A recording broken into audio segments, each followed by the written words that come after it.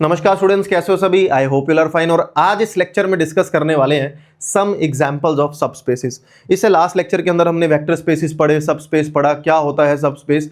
कुछ एग्जांपल से समझते हैं कि क्या कोई ऐसी लोथी कंडीशन है जिस कंडीशन को अगर हम सेटिस्फाई कर दें तो हम गिवन सबसेट को सबस्पेस बोल सकते हैं किसी गिवन वेक्टर स्पेस के लिए। तो वेलकम टू गेट स्मैशर्स, मेरा नाम है अंकित सिंधवानी। बिना किसी देरी के स्टार्ट करते हैं। देखो, सबसे पहले किसी भी क्वेश्चन को सब स्पेस या किसी भी सेट को, गिवन सेट को सब स्पेस प्रूव करने के लिए हमें यह पता होना चाहिए कि एक्चुअली में हमें प्रोसीड क्या करना है, हमें करना क्या है। क्या हम वो सारी कंडीशन को सेटिस्फाई करेंगे जो एक वेक्टर स्पेस के लिए है? नहीं, ऐसा कुछ भी नहीं हमें करना है। देखो, हमने पढ़ा था कि जब भी हम सब स्पेस बोल रहे हैं, इतना तो कंफर्म है वो उसका सबसेट है। जो भी आपके पास गिवन सेट दिया होगा या वेक्टर स्पेस दिया होगा, हमें जस्ट क्या करना है, उसकी स्केलर मल्टीप्लिकेशन की तरफ ध्यान देना है। एक तो स्केलर मल्टीप्लिकेशन विद वेक्टर उसी के अंडर होनी चाहिए, और उनकी जो एडिशन है, अगर मैं दो वेक्टर्स को पिक कर लूँ, उनकी जो एडिशन है वो भी तो क्लॉज्ड होनी चाहिए। तो मेरे कहने का अगर एक सिंपल लैंग्वेज में हम मीनिंग निकालें, तो अगर मैं एक काम करूं, जैसे इस एग्जांपल से समझते हैं। वो कहता था let R be the field of real numbers. Field हमारा रियल नंबर की तरह काम कर रहा है। Which of the following are the subspaces. क्या ये जो गिवन दिया गया सेट है वो सबस्पेस होगा V3R का? What is the meaning of V3? वो सारे एलिमेंट्स का स्पेस जो 3 डायरेक्शंस के अंदर यानी कि 3D के अंदर बन रहा है, जहां पे x y z की वैल्यूज पड़ी हैं, जितना भी वो स्पेस क्रिएट हो रहा है, क्या वो सारा स्पेस उसका, क्या ये सब स्पेस बोला जा सकता है? और जहां पे हमारा फील्ड कौन है? रियल नंबर्स है। यार एक मेरी बात सुनो, अगर मैं सिर्फ इतना सा प्रूव कर दूं कि AU प्लस BV, ठीक है ना, मैं ऐसा बोल दूं कि U और V बिलोंग कर रहे हैं मेरे W से, जहां पे W मेरे पास सबसेट है या जो भी आपको सबसेट दिया हुआ है। अगर मैं U और V दो वेक्टर उठाऊं और मैं कुछ ऐसी कंडीशन से कुछ ऐसा आंसर निकाल दूं जो खुद W के अंदर एग्जिस्ट करेगा, तो क्या हम बोल नहीं सकते कि वो सबस्पेस होगा?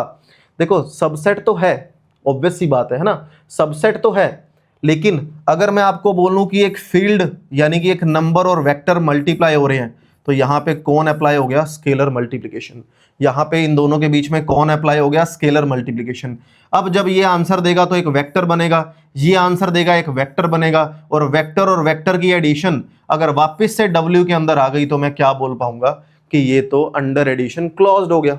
तो अगर मैं सिर्फ इतनी सी कंडीशन को सेटिस्फाई कर दूं हर क्वेश्चन के अंदर, तो मैं बोल सकता हूं कि given subset is also known as the subspace of a given vector space.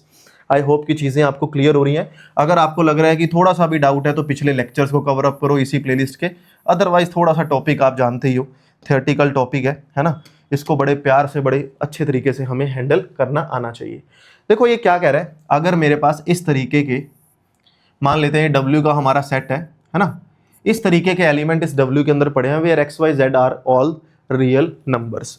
मैं एक काम कर रहा हूँ, मैंने एक U एलिमेंट उठाया जो कि है समथिंग x1 कॉमा, यहाँ पे लगा देते हैं हम लोग y1, ठीक है ना, y1 कॉमा z1, जो कि इसी फॉर्म में पड़ा है। तो यहाँ पे 2 और 3 लगा देते हैं, थोड़ा सा समझने के लिए आसान हो जाएगा। इसी फॉर्म में मतलब अगर मैं अकेला y1 लिखता तो मैं अपने माइंड में सोच के चलता y1 is the multiple of 2, क्योंकि ऑब्वियस सी बात है इसी का ही एक एलिमेंट उठाया जा रहा है। तो थोड़ा ईजी करने के लिए मैंने 2 3 लिख दिया ताकि आपको समझने में प्रॉब्लम ना आए। Now x2 double of y2 और ट्रिपल ऑफ z2। मैंने मान लिया कि ये जो दोनों एलिमेंट है, ये दोनों एलिमेंट बिलोंग कर रहे हैं W से, ठीक है ना, W से बिलोंग कर रहे हैं। अब मैं किसी भी दो रियल नंबर के लिए अगर कुछ ऐसा प्रूव कर दूं जहां पे A मेरा रियल नंबर है, B मेरा रियल नंबर है, मैं कुछ ऐसा आंसर ले आऊं जो खुद W में एग्जिस्ट करेगा, तो मैं बोल पाऊंगा कि वो मेरा सबस्पेस है। तो मल्टीप्लाई करें हम अगर A की U से, A की U से, आंसर मेरे पास क्या आएगा? AX1, 2 ऑफ AY1 और 3 ऑफ AZ1। क्लियर बात है। और प्लस मेरे पास आने वाला है B से मल्टीप्लाई कर रहे हैं ना, तो B, और यहां पे है X2 प्लस 2B Y2 और 3B Z2। तो वापस से अगर कोऑर्डिनेट्स मेरे पास ऐड हो रहे हैं तो AX1 प्लस BX2, हमारे पास आंसर क्या बनेगा? AX1 plus BX2। और ये मेरे पास आंसर क्या बन गया 2 इंटू AY1 प्लस BY2, और ये मेरे पास आंसर क्या बन गया 3 इंटू AZ1 प्लस BZ2। अब अगर आप थोड़ा सा ध्यान से देखो इस और इस एलिमेंट के पैटर्न में क्या फर्क है। जब A और B मेरे रियल नंबर्स हैं, A और B मेरे रियल नंबर्स हैं और ये x1 y1 z1 x2 y2 z2 इन्हीं से लिए हुए एलिमेंट है, तो जब इनका आंसर मेरे पास आ रहा है, जब इनका आंसर मेरे पास आ रहा है वो क्या कुछ इसी पैटर्न में नहीं आ रहा, x dash 2y dash and 3z dash, जहां पे x डैश y डैश और z डैश, इस रेड वाले पोर्शन को मैंने बोल दिया, मैं तो कोई भी नंबर लगा सकता हूं, मुझे तो सिर्फ पैटर्न से मतलब है। मतलब मेरे कहने का मतलब है मैंने दो एलिमेंट उठाए W से और मैंने प्रूव करके दिखा दिया कि वो भी सबस्पेस बना रहे हैं, क्योंकि उसी के अंडर क्लॉज्ड हो गए ना, उसी के अंडर क्लॉज्ड हो गए। अब चाहे वो स्केलर मल्टीप्लिकेशन के लिए हो with element and vector, with field and vector, या दो वेक्टर की एडिशन की बात हो रही है, तो इसका मतलब ये एलिमेंट भी बिलोंग कर गया W से। तो अगर ये एलिमेंट W से बिलोंग कर गया, that means the given set या given subset is also known as the subspace of V3R। हमेशा ये सबस्पेस होगा। अगले क्वेश्चन पे आते हैं। नेक्स्ट क्वेश्चन हमें दे रखा है let V be the vector space of all square matrices over R। वो कह रहा है V एक वेक्टर स्पेस है ऑफ ऑल स्केयर मैट्रिसेस, जो सारी स्केयर मैट्रिसेस से बना हुआ स्पेस है, ओवर ऑल रियल नंबर्स। ठीक है, तो रियल नंबर से जितनी भी मैट्रिसेस बन रही हैं, जितनी भी स्केयर मैट्रिसेस बन रही हैं, उनका सारा स्पेस को एक वेक्टर स्पेस बोला जा रहा है। Determine which of the following is the subspace of V। हमें बताना है कि इनमें से कौन सा सबस्पेस होगा। यहाँ पे दो एग्जांपल चूज किया मैंने, एक ये वाला और एक ये वाला, दोनों के बारे में बात करते हैं वन बाय वन। देखो वो कह रहा है W एक ऐसा सबसेट है जो इस तरह की मैट्रिसेस को कंटेन कर रहा है। यार मुझे एक बात बताओ, जब कोई स्केयर मैट्रिसेस आ रही हैं तो मुझे इतना कंफर्म है या तो वो 2x2 की आएंगी, 3x3 की आएंगी, है ना, 1x1 की आएंगी, इसी तरीके से स्केयर मैट्रिसेस बनेंगी। और वो सारी की सारी स्केयर मैट्रिसेस जो स्पेस बना रही है वो मेरा वेक्टर स्पेस है। तो क्या इस टाइप के जो एलिमेंट हैं वो इन्हीं के अंदर पड़े होने चाहिए? x y z 0 है तो ये 2x2 की मैट्रिक्स। तो अब हमें जस्ट ये प्रूव करना है कि ये सबसेट सबस्पेस होगा, यानी कि ये अपना भी सबस्पेस बनाएगा।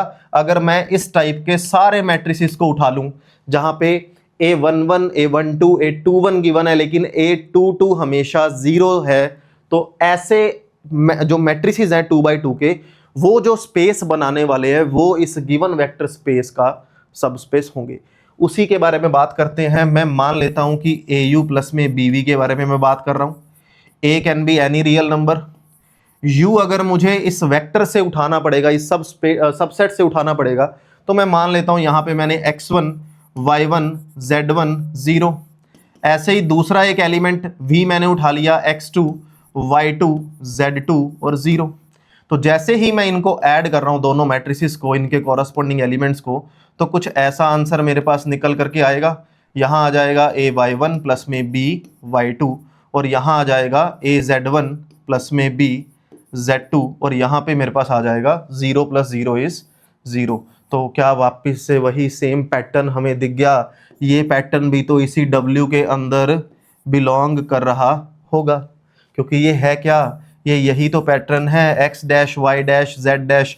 मुझे फर्क नहीं पड़ता x dash y dash z dash कौन है, मुझे फर्क पड़ता है कि स्पेस कौन सा बन रहा है। ऐसी मैट्रिसेस का स्पेस बन रहा है जिसके पहले 3 एलिमेंट दिए हुए हैं, चौथा गायब है। उसी पैटर्न्स के स्पेस के बारे में ही तो बात कर रहे थे। तो yes, this is the subspace of a given vector space. Clear? अगले क्वेश्चन पे आते हैं। देखो नेक्स्ट क्वेश्चन हमें कहता है कि V be the vector space. Again same condition है, सब कुछ सेम है, ऑल रियल नंबर से जितनी भी स्केयर मैट्रिसेस बन रही हैं उनके बारे में बात हो रही है। वो कहता है कि अगर कोई भी ऐसा सबसेट है, वो सारी मैट्रिसेस का जो सबसेट बन रहा है, ठीक है ना, जो वेक्टर स्पेस के अंदर एग्जिस्ट करती हैं। कब एग्जिस्ट करती हैं? उन सारी मैट्रिसेस के बारे में बात हो रही है जिन मैट्रिसेस का स्केयर उसी के इक्वल मेरे पास आ रहा है। इन्वोल्यूशनरी मैट्रिक्स बोलते हैं इसको। तो जब कोई मैट्रिक्स का स्केयर उसी मैट्रिक्स के इक्वल आता है, वो सारी जो स्केयर मैट्रिसेस ठीक है ना, 2x2, 3x3, 1x1, वो सारी स्केयर मैट्रिसेस जो स्पेस बनाएंगी वो हमें प्रूव करना है, वो स्पेस इसका सब स्पेस होगा किसका, वेक्टर जो स्पेस हमारे पास मेन दिया हुआ है। लेट करते हैं कोई एक ऐसी मैट्रिक्स जिसका स्केयर उसी के इक्वल मेरे पास आने वाला है। मैं मान लेता हूं कि वो मैट्रिक्स है कुछ 1 0 0 1 1 0 0 0, एक सिंपल सा एग्जांपल लेट करते हैं, ठीक है ना, 1 0 0 0। मैं अगर स्केयर निकालने की बात करता हूं तो किसी भी मैट्रिक्स का स्केयर का मतलब है उस मैट्रिक्स को खुद ही से मल्टीप्लाई कर देते हैं। तो ये हो जाएगा 1 0 0 0, फर्स्ट रो फर्स्ट कॉलम 1 आ गया, फर्स्ट रो सेकंड कॉलम 0 आ गया, सेकंड रो फर्स्ट कॉलम 0 आ गया, सेकंड रो सेकंड कॉलम 0 आ गया। तो इसका मतलब हमने एक ऐसा एग्जांपल लेट करके चले हैं जहां पे उस मैट्रिक्स का जो स्केयर है वो उसी के इक्वल है। क्लियर वाली बात है। अब एक बात बताओ, अगर मैं सिर्फ एक एलिमेंट के अंदर चेंज कर दूं, मैं अगर a प्लस ए निकालूं क्या आएगा, 1 0 0 0 और 1 0 0 0, इससे आंसर क्या बनेगा, इससे आंसर बनेगा 2 0 0 0, यही बनेगा। अब अगर मैं इसी मैट्रिक्स का स्केयर करूं, इसी मैट्रिक्स का अगर मैं स्केयर करूं यानी कि 2 0 0 0 और 2 0 0 0, तो first row first column 4, clear, first row second column 0, second row first column 0 0, क्या ये वापस से a प्लस ए के इक्वल आ रही है, क्या नहीं आ रही ना। तो इसका मतलब हमने एक ऐसी मैट्रिक्स का एग्जांपल लिया जो अपनी कंडीशन, गिवन कंडीशन को सेटिस्फाई कर रहा था, बिल्कुल कर रहा था, लेकिन जब मैंने उन दोनों के अंदर ऐड किया, आप कहोगे सर ये क्या किया, अभी तक तो ए यू प्लस बी वी चल रहा था। अरे यार ऐसा लगा लो, ए मेरे पास 1 है और बी मेरे पास 1 है, यू भी मेरे पास यही मैट्रिक्स है, ठीक है ना, और वी भी मेरे पास यही मैट्रिक्स है, क्या फर्क पड़ता है, एक ही तो बात होगी यहाँ पे। तो ये ए यू प्लस में बी वी बन गया।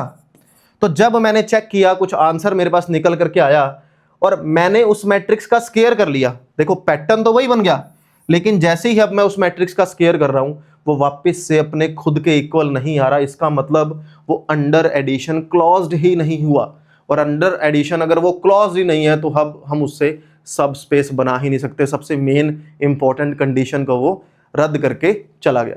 तो आई होप कि चीज़ें आपको समझ आ रही हैं।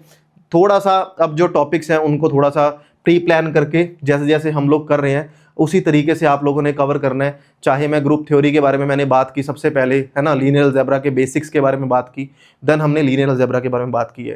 देखो बहुत सारे स्टूडेंट के इस प्लेलिस्ट पे कमेंट आ रहे हैं कि सर पहले भी ही इसी चैनल पे एक प्लेलिस्ट डली हुई है। देखो मैं आपको एक बात बोल दूँ, लीनियर अलजेब्रा को समझने के लिए आपको बेसिक्स ऑफ अलजेब्रा के बारे में जानना बहुत ज़रूरी है। जहाँ बेसिक्स ऑफ अलजेब्रा का मतलब है मैट्रिसेस की टाइप्स, हर्मिशियन मैट्रिक्स क्या होती है, इन्वोल्यूशनरी क्या होती है, आइडेम्पोर्टेंट मैट्रिक्स क्या होती है, उनकी प्रॉपर्टी, वो सारी। तो वो जो पहले वाली प्लेलिस्ट है that is the basic of linear algebra या सिंपल अलजेब्रा। अब हम बात कर रहे हैं लीनियर अलजेब्रा की, जिसको मैंने स्टार्ट करने से पहले इतना ग्रुप पेन थ्योरी आपको, ग्रुप पेन रिंग्स के बारे में आपको बताया है जितना हमें लीनियर अलजेब्रा के लिए जरूरी होगा। तो जिस पैटर्न में वीडियोस अपलोड हो रही हैं उसी पैटर्न में आप लोगों ने इन वीडियोस को कवर अप करना है। तो आई होप कि चीज़ें समझ आ रही हैं। अगली वीडियो में मिलेंगे, कुछ नया सीखेंगे। Have a good day to all of you, bye bye.